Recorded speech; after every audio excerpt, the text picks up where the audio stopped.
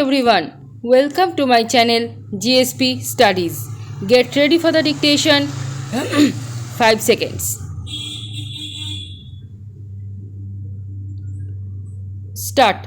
The undue influence which will vitiate the will must be such as operates upon the mind of a testator at the time he executes the will and thus controls and induce him to make the will in the manner in which he does by reason of that influence. Stop. It must be such influence as affects the free agency of the testator and impels him to yield his choice to the person exerting the influence. Stop.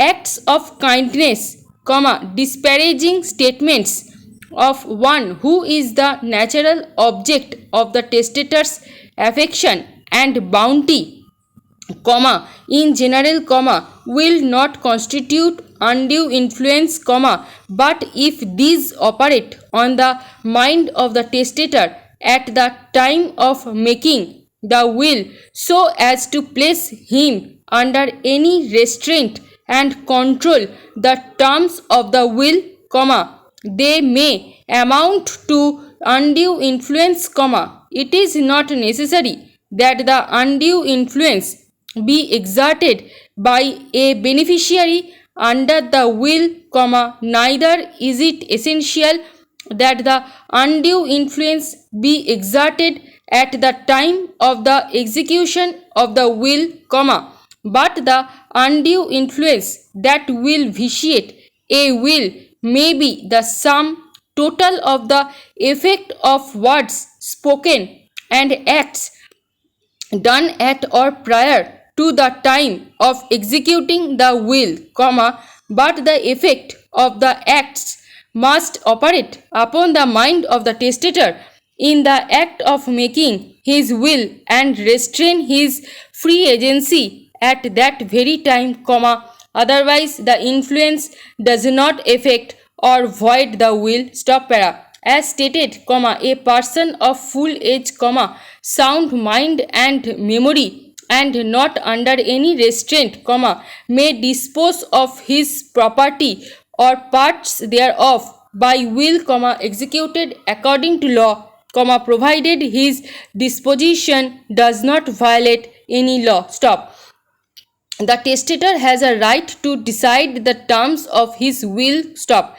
He has a right to select the persons to whom he gives his property. Stop. He determines the portion he devises or bequeaths to each. Stop. He judges the fairness, justness or quality of his disposition by will. Stop. As its provisions affect others, no one may question his right so to do or challenge his will, if made according to law and its provisions do not violate the law. Stop.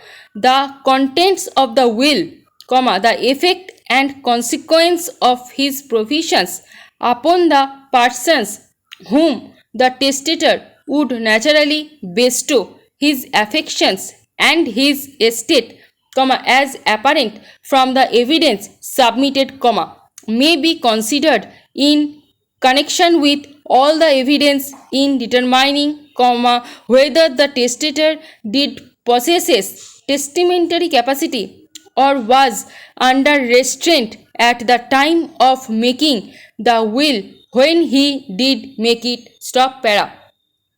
Declarations of the testator made at or after making a will in respect to his children and in respect to his purpose and intention as to making a will and the disposition of his property may be considered as bearing on the testator's capacity and undue influence. Stop. Old age, mental or physical weakness, will not alone invalidate a will, unless such state or conditions render the operation of testator's mental faculties unreliable and deprive him of testamentary capacity as defined to you. Stop. But old age, mental or physical weakness, diseases or either, if existing at the time of making a will, may be considered in determining testamentary capacity and undue influence. Stop. If old age and physical weakness alone or in conjunction with other causes render the operation of testator's mental faculties unreliable and render him incapable of comprehending the provisions of his will and the effect thereof, or render him so susceptible or to undue influence operating on his mind at the time of making the will that he acts under restraint in making his will, then such will would be invalid.